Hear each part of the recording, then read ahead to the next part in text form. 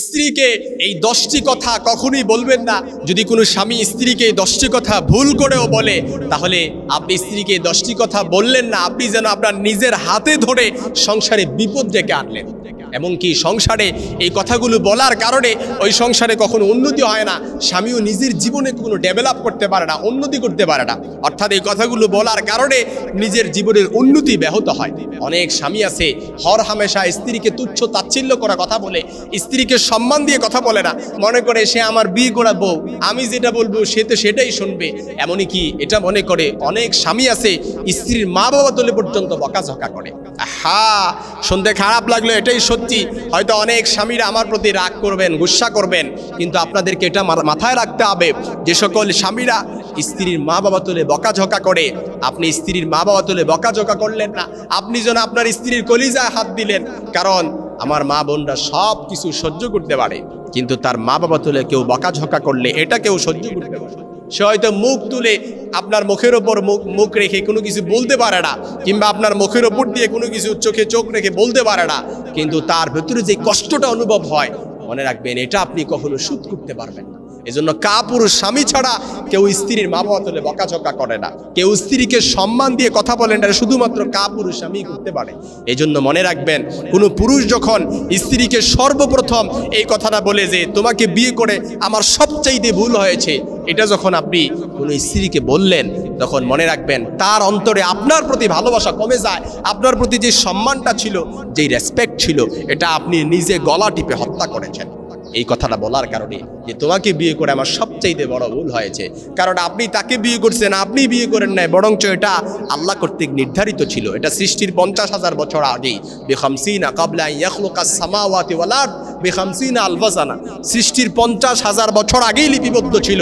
সুতরাং আপনি তাকে বিয়ে করে ভুল হয়েছে, বরং এটা নয়, বরং এটা মনে করেন যে আপনি তাকে বিয়ে করে আপনার পরিবারটা সংসারটা শান্তির স্বর্গরাজ্যে অরণ্যে পরিণত হয়ে গেছে, এটা মনে করেন। এই জন্য কেমন করে সংসারটা বিল্ড আপ করতে হয়, এটা দুজনে মিলে পরামর্শ করে, কনসিডার করে, স্যাক্রিফাইস করে এই সংসারটা বিল্ড আপ করেন। 2 নাম্বার, কোনো স্বামী যখন বলে যে তুমি কোনো কিছুই বুঝো না, এই কথাটা যখন বলে ফেলে, এটা বলার কারণে স্ত্রী তখন এতটাই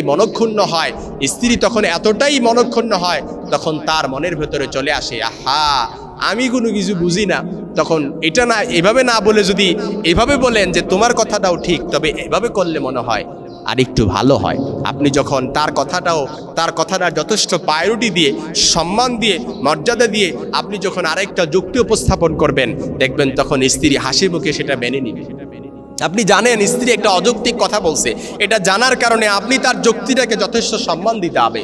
কারণ ওয়াশিরুহুন্না বিল মারুফ, এই যে স্বামী স্ত্রীর সম্পর্কটা, এটা কিন্তু এমনভাবে আল্লাহ তাআলা নির্ধারণ করে দিয়েছেন, স্ত্রীর সাথে আপনাকে ভালো আচরণ করতে হবে। ইতফা বিল্লাযী হিয়া আহসান, অর্থাৎ যেটা যদি মন্দও হয়, এটাকে উত্তম দ্বারা প্রতিহত করতে হবে। এই জন্য 3 নাম্বার, স্ত্রীকে আপনি কখনোই বলবেন না যে তুমি কোনো কাজে পারদর্শী নয়। এটা যখন আপনি তাকে বললেন, তখন দেখবেন তার কাজের প্রতি যে একটা আগ্রহ আছে, এটা অনাগ্রহ হয়ে যাবে, অর্থাৎ কাজের স্পৃহা কমে যাবে। কিংবা আপনি যদি স্ত্রীর সামনে আপনি স্ত্রীর সাথে প্রশংসা করেন তার সামনে, যে তুমি যে কাজটা করছো এটা তো অনেক সুন্দর হয়েছে, তবে এটা এভাবে করলে ভালো হতো।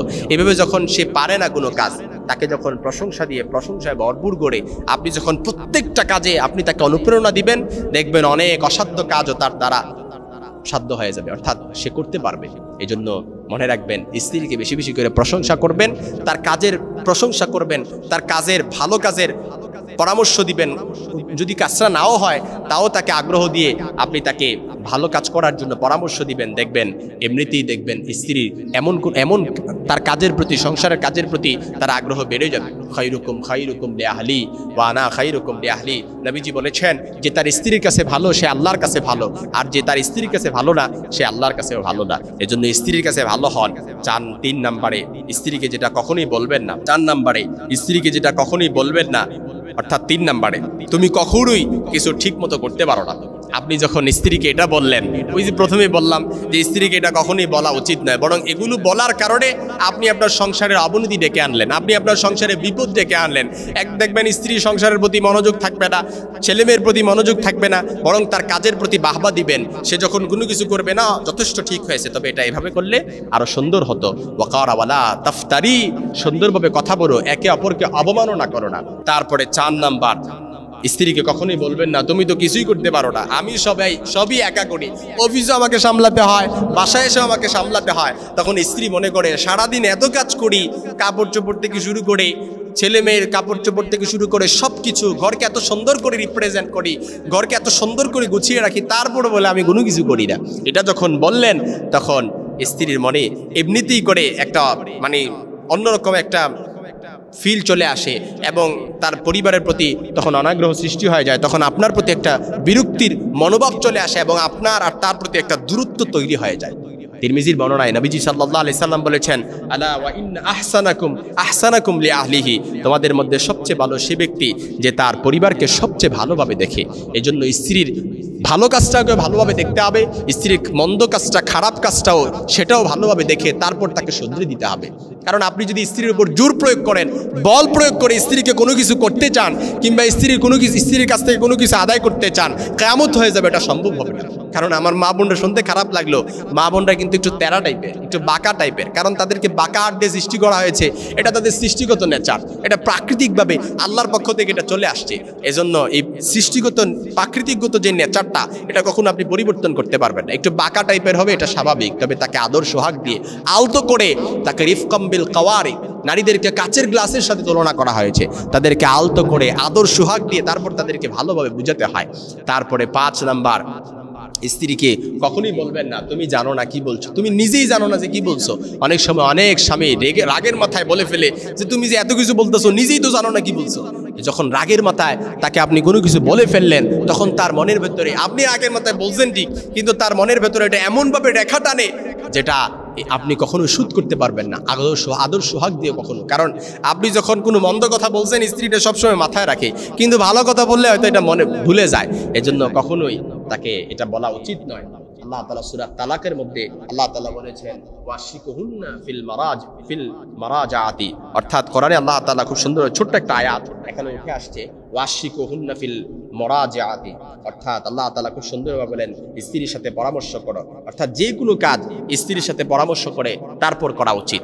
কারণ স্ত্রীর সাথে আপনি মনে করবেন যে সে একজন নারী হয়ে সে কি পরামর্শ দিবে, না। আম্মা জান উম্মে সালামা রাদিয়াল্লাহু তাআলা আনহা কিন্তু এক যুদ্ধের সময় স্ত্রীর পরামর্শ দেওয়ার কারণে, হুদাইবিয়ার সন্ধির সময় স্ত্রীর পরামর্শ দেওয়ার কারণে নবীজি সাল্লাল্লাহু আলাইহি সাল্লাম এই কাজটা করেছেন, অর্থাৎ মাথার চুল নিজে হলক করে হালাল হয়ে গেছেন। পরবর্তীতে সব সাহাবায়ে কেরামরাও কিন্তু নিজের মাথা অর্থাৎ মুন্ডন করে হালাল হয়ে গেছেন। এই জন্য স্ত্রীর পরামর্শ কিন্তু মাঝে মাঝে অনেক কাজে লাগে। 6 নাম্বার, স্ত্রীকে কখনোই বলবেন না যে তোমার মনোযোগ কোথায়, সন্তানদের প্রতি কোনো মনোযোগ নাই, সংসারের প্রতি কোনো মনোযোগ নাই।